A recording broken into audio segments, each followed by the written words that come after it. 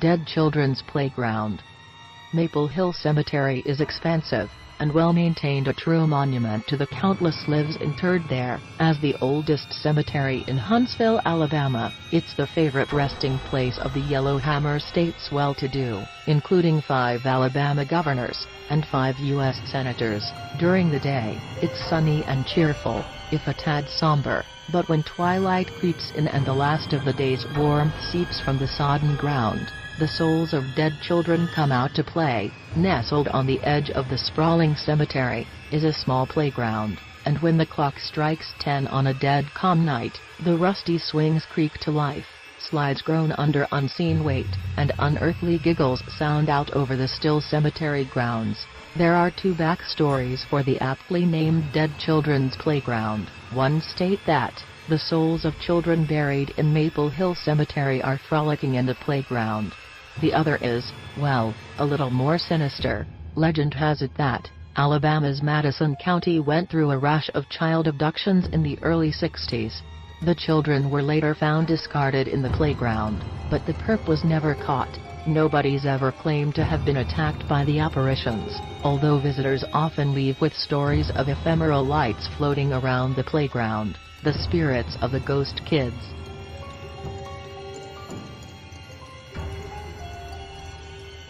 Hampton Lily Bridge House. Take a stroll down East St. Julian Street in Savannah, Georgia, and you'll likely pass by the most haunted house in Savannah, without a second glance. On the outside, the Hampton Lily Bridge House is softly charming, a well-maintained relic of 18th-century America, complete with a quaint little widow's walk perched on the roof. But its calm exterior belies a savage past. A sailor swinging from a makeshift noose, in a 3rd-story bedroom, the dying gasps of an entire family poisoned by their slaves. An ancient crypt below the foundation, accidentally discovered, and then hastily sealed by terrified workmen.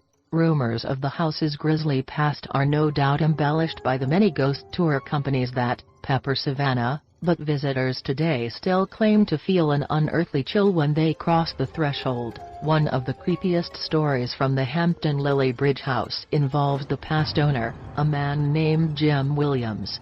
Williams and several friends were in the house when they heard noises coming from upstairs. The house was still being renovated at the time, and the noises were coming from a room with an open chimney shaft on the 3rd floor.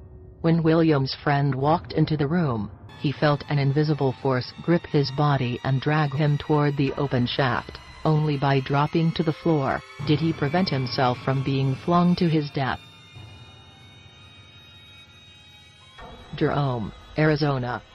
Jerome, Arizona, is a ghost town, but not because it's been abandoned by the living, because it's been taken over by the dead.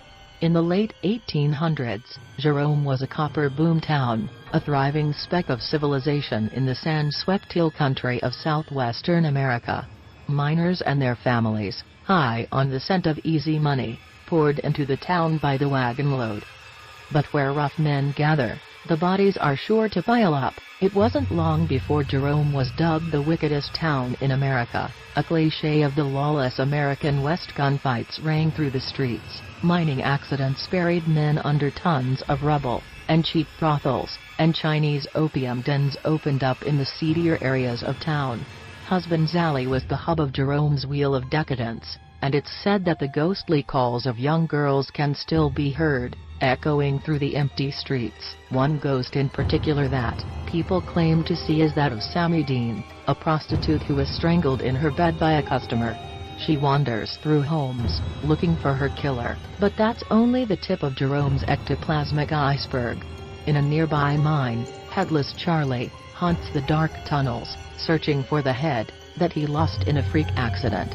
An abandoned clinic holds hordes of emaciated ghosts who died of the flu in 1917. Nearly every street and byway in Jerome has its own macabre tale to tell.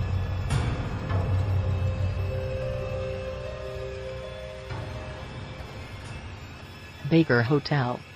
Imagine a derelict hotel, long abandoned, with devil-black corridors, leading past line after line of cracked and sagging doors. Sick light filters through the curtained windows, The spacious entrance halls are silent and still but for the fading echoes of your footsteps, and behind you, a little boy's voice whispers, "It hurts, Mommy."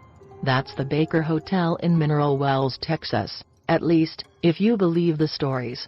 Once an opulent getaway for the rich and famous, hard times forced the Baker to close its doors in 1972. Since then, it's become something of a local icon, spurred in part by the tales of the ghosts that walk its halls.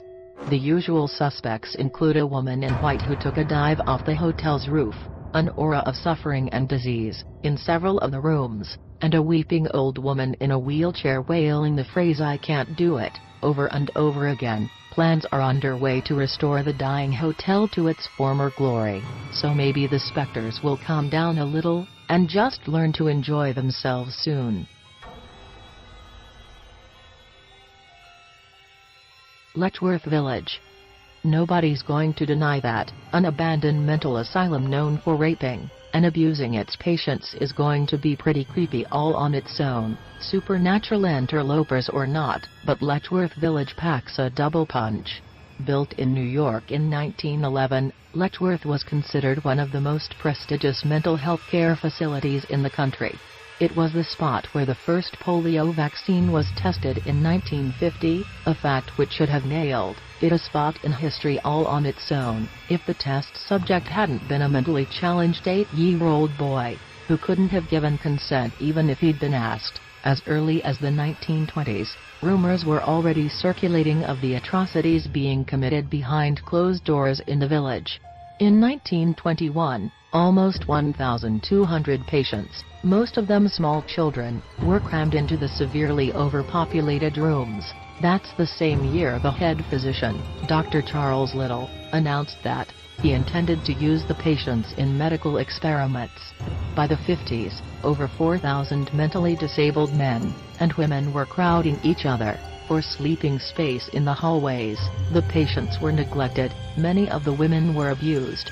A cloud of death began to fall over the diseased grounds. The village closed its doors for good in 1996, and since then, reports of ghostly occurrences have made the rounds: children giggling, desks and chairs scraping across the cracked concrete floors, towers of cardboard boxes simply marked deaths. Every visitor reports some unexplained phenomenon at Letchworth Village.